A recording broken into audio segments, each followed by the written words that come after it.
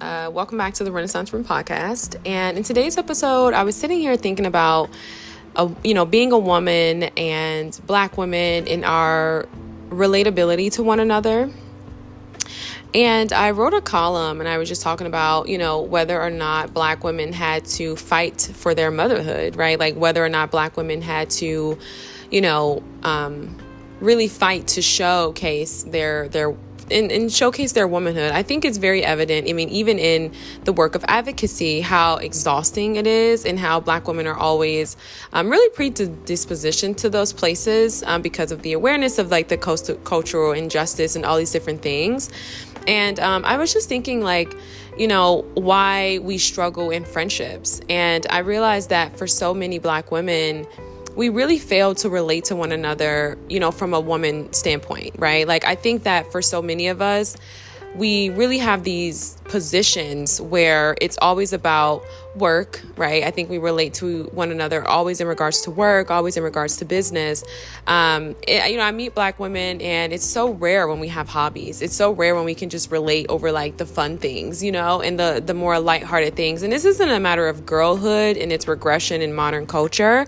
It's more so just a commonality that I'm finding around so many women. And it's like, you have to realize that you are a woman, and we get to relate on that aspect of just being a woman. Like, it doesn't always have to be worth, it doesn't always have to be like our accomplishments. And I do feel like, something that I feel like is most common is that a lot of times the communities that we build around one another is always centered on work. And so it's inevitable that there is going to be competition when you start talking about work, you start talking about economics, right? Like you start talking about things like that instead of it just being light, airy hobbies, the things that interest us. And I do think that this is why a lot of women do find themselves in, having relationships, like best friend relationships with gay males, because I think that a lot of times our relationships are centered around work. And I think we really fail to connect with one another just in womanhood and what that, what it's like for us, and not just from, like a standpoint of like, the things that we are up against in society, but more so just like as women, like who are we as women? I think that that's something that's really unfortunate. And so I often question that, like, do Black women have to fight for, their womanhood, their motherhood, right? Like a lot of times it really does seem as though, in our minds and just in the positions in which we are in society, it always generally is centering around what we do for work. That is the premise of the friendship. It's business, it's all these different things. And don't get me wrong, like, there's nothing wrong with that. But I've come to the realization that not everybody wants to be an entrepreneur. Being someone who has been working, I've had a job, and like, so have you. But you just kind of get to this point in your life where you realize that not everybody's going to be an entrepreneur. Not everybody wants to be an entrepreneur. And, the more you make, right, the more you grow in your career, you just realize how stressful it is for like literally everybody. It's something that is so stressful. And so the last thing you want to do is really kind of bring this polite, like, corporate culture into your friendships, right? And I think that that is something that we really do. And I don't think that we know how to really just kind of nurture the woman in each and every one of us. And I think it's so unfortunate. And so I think what happens is that stress is then turned into suppression, and that is then turned into things such as like drinking. Like I've seen a lot of women talk about how they don't want to, just relate over drinks and things like that. But I think even in our dinners and things like that, it's always something that's very heavy. It's never really anything that's lighthearted. And it's not to say that, because I want to clarify. It's not to say that, in our friendships, we have to, obviously we should be talking about the things that we're going through. We should be, lending a listening ear and being there for one another and, ways that are supportive. But I do think that there is a lot of pressure on us to really always appear perfect. It's pressure on us to appear like, we're just so whole and complete. I think that that is like the biggest message that is always pushed on us. And I think I'm getting to this point where I'm starting to question, what does that even mean, right? What does it mean to be someone who is whole and complete? I think what that means is like, it almost encourages us to fill our lives with stuff, right? Like when you talk about like, oh, be a whole person, it almost forces you to the point of self-sufficiency, to a point of narcissism, to a point of almost like dysfunction, because here you are, the little engine that could, and it's like you are being told that you need more, you need to be more, you need to be stronger, you need to be better, you need to be, you know what I mean? And it's just like, I just think that that is something that is so self-destructive, and I don't think that that is something that applies across the board. And we just know the historical context of like, you know, blackness and black women and our, you know, everything that we've gone through. And I just think that for so many black women, it's like, I just think we need a space to just kind of like be and relate to one another as women. And we need a space to just kind of be vulnerable and open up about our hobbies and almost like nurture that inner child in so many of us, right? I think for so many of us, we've had to take on a lot of responsibility very early on. I think for us who didn't have to take on that responsibility, we're still carrying it today, right? In our careers. You know, I just think it's something that it's so heavy. And I just think that, you know, coming into this new year, and if you are someone who's looking for friendships, you know, I believe it's like bond over the hobbies, you know, and work on trusting your girlfriends and like finding peace within that, you know. And I think we talk about being whole, I think it's about the inner spirit. I think it's about what you have going on internally. You know, I think that we really do feel, like I said, we fill our lives with so many, I don't think this is just black women. I just think this is culture today. And it's always pushing these messages for us to be like, you know, have like, it really pushes you to this point of perfection, almost to the point of burnout, because here you are trying to attain everything to appear whole and complete and therefore deemed worthy. And it's unfortunate because I think that robs women, of black women specifically, and, you know, other women as well, I guess, you know, of their womanhood. You know, like you have to then be put in spaces where you're not really happy and you're not really doing what it is that you want to do. And you're not really operating from a space of like peace and fluidity and flow and ease. And, you know, you're really stressed out and, you know, overstimulated and all these different things, because it's like, you know, you're in a space that is not really meant for you and was never really intended for you. Like it was never God's plan for you to be in that space. And so I think if you've done the work, you have the will, the grace, and the power, you know what I mean? You can go and you can do the work, and you know, you've done the work, then I think it's great. But I think that where we are right now, the pressure is so like, it's honestly, the pressure today is so absolutely ridiculous. And I just want to see more black women be happy.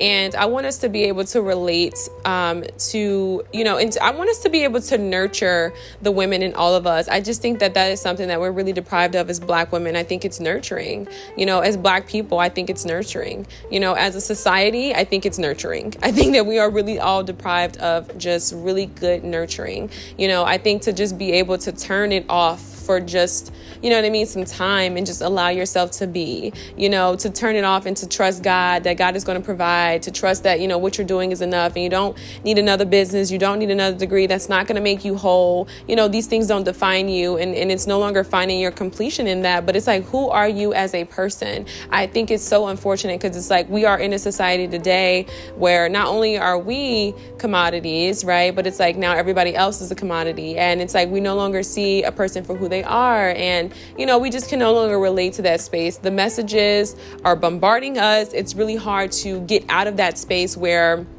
you know, we can actually sit with one another and realize like, okay, there is a human here, and this human has inherent worth, and this human has value, and this human has dreams, and this human has stories, and you know what I mean? All these different things that make us incredible, incredible creatures, you know, incredible people that were, you know, created from God. It's like we really lose that. And I think if you are a woman of like purpose and you're walking in your purpose and you realize like, okay, purpose doesn't necessarily, you know, make you all the money in the world. It's like, but you're happy and you're like, you know, why do we look down on that? And we're like, oh, this person is underdeveloped. Oh, this person isn't whole enough. Oh, this, you know what I mean? And it's like, we have to really work on retraining our minds. And I think that unfortunately for a lot of us, like even in terms of relationships with black men, you know, there's really so much negativity in regards to it. I honestly, I feel like the sisterhood has become so polluted with so many negative messages of men. And I think that we just operate in a space of being on autopilot to the point where it's just like the point of relation, right? Our center is dejecting black men, right? It's literally casting them away into the pit of fire. It's literally being in this space of just perpetual negativity, right? Perpetual cynicism. And I just don't think that you'll ever really be happy in that space. And I don't know. There's so much more complexities and nuance to this. But I think what's unfortunate is that a lot of times, like Black women, sisterhood spaces, it's lost on us. Like every Black women's conference I go to, it's always about business. And we're gonna start the businesses. Okay, we're gonna start the businesses, but we're tired. The girls are tired. Okay, the women are tired. We're tired of working. Let it be a space of flow. And I think even when we have, activities where we're doing shared activities such as painting or something like that, it's dead silence, right? Like we're not really talking. We're not really communicating. We're not really you know what I mean? Like we're not really relating. We're not really being nurtured. It's just like we're just committing the act of being nurtured, but like that internal work is not being done. You know what I mean?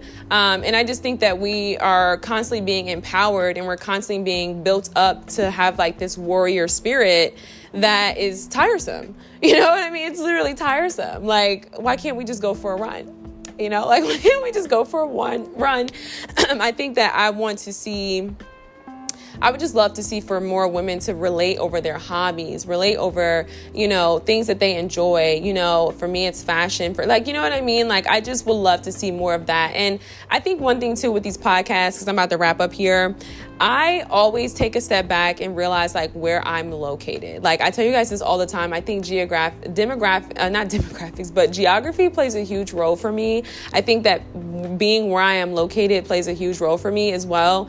I say this all the time. So it's I know that that's out there, and I know that there are some women who can probably share their stories about how they have amazing friendships and how they relate over some of those lighthearted things and how they encourage each other in their day-to-day walks. But I do think that there is really something said about the work and sisterhood really being capitalized and commercialized, and it's to the point where we're just being empowered to work harder, and we're tired. The girls are tired. We're down bad. We're tired. We're down bad. And I think we just want to be, sometimes you just want to go to the supermarket and you just want to get into some flowers, and you kind of want to talk to your friends and you want to talk about the things that you enjoy. I had a really good girlfriend back in the day. It was so unfortunate that, me and her stopped being friends. But I mean, when I tell you, we would just have a great time. I mean, we would just laugh, and we would just do whatever it is that we want. I mean, we were just literally enjoying ourselves and our hobbies, and most importantly, our company. We enjoyed each other's company. We enjoyed the nurturing aspects of it. We enjoyed doing things that we loved, it wasn't really a friendship based on work.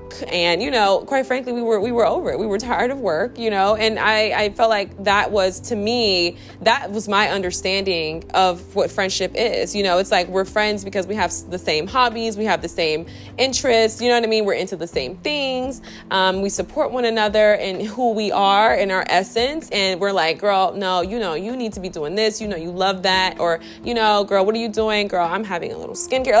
We related on just being women, and it wasn't this thing of aesthetics. It wasn't this thing of work and business. You know what I mean? It wasn't anything like that. Both of us were entrepreneurial. We both wanted to be entrepreneurs, but our businesses weren't based on how can we scale. Our conversations weren't centered around that. Our conversations were centered around, hey, I'm doing this thing because I think it's cool. I think it's fun, and that's the vibe. And, I think when women operate from that space, I think if anything, you make more money, or you have the capacity to make more money because you're operating in your gifts. And it doesn't feel like this very strenuous type of task. It feels like, wow, this is something that God has given me to steward over. I'm nurturing it. I'm doing it. And, if it doesn't make me any money, that's okay. I still feel enough. I think today we have the empowerment that beats us, that browbeats us to the point where if the business is not scaling 6 figures, you're doing something wrong.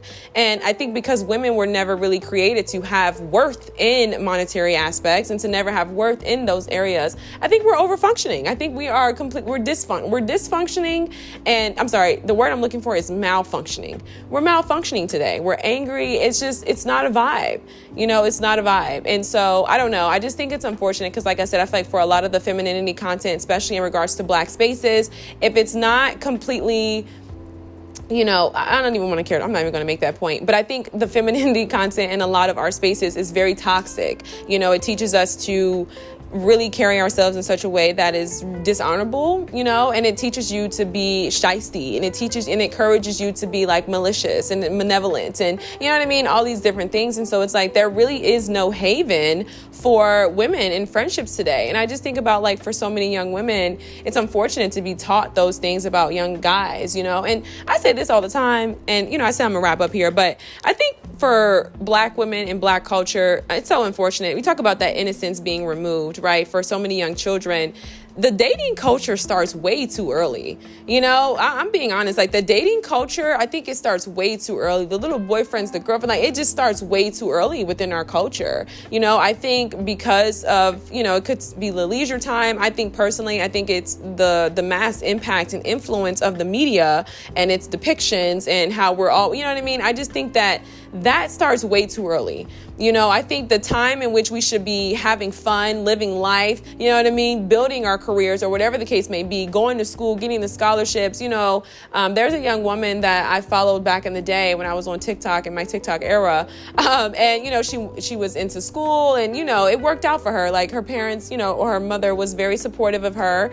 And, she ended up graduating law school at like 22, and to me, that needs to be the path. And I know that not everybody has those resources. So this isn't really to be comparative, and it's not to say you can't, go on and be successful. That's not what I'm saying. Like clearly, I 100% encourage excellence in everybody, like to pursue your paths and your dreams and things like that.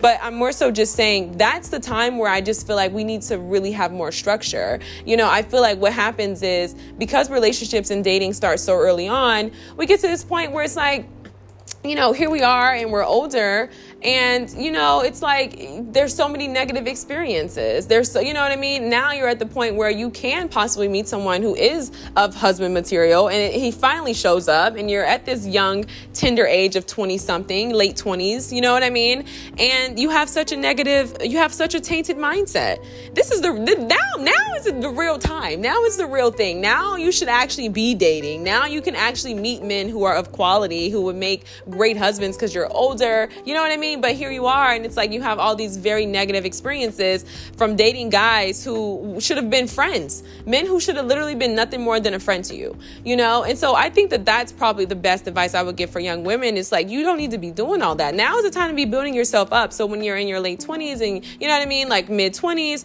you can have that ability to be like, okay, now I'm ready to date. Now you do have that sense of personal satisfaction and possible completion within yourself of like, okay, I've developed these skills of intellectualism. I have my accolades. I have, I just think that unfortunately the attention is the opposite way. And so I think what you have is regression. And now you're in your later years and maybe you want to be married, your late years, your late 20s, early 30s, or whatever the case may be. Not only do you have this, trauma, but it's like now you're in this space where it's like, we start to regress, right? Because now it's like you come into this space and you come into these communities with a lot of women, especially today, and it's just toxicity. It's giving hate. It's giving man hater. And it's like no one can really guide you, because I think that there's something about life. And when we don't move forward with intentionality in life, I do believe that we start to regress. I think we start to go backwards, so it's like no one can really give you the blueprint. No one can really teach you, because instead of the elders being people who grew and went forward, they actually started to regress and go backwards. And so now the advice is you're confused, but it's like, sit with yourself and ask yourself, what type of life do you want to have? And this isn't just in terms of marriage. I'm talking about friendships as well. You know what I mean? And don't feel crazy if you relate to what it is that I'm saying and you realizing like, man, I really just want to be able to like bake cookies with my friends and just like, talk about, my love for, aquatics or something. I don't know. My love for fish or whatever the case may be. Like, that's the point of relation. I think people are tired, and I do think that there's a lot of work to be done within the sisterhood. Peace.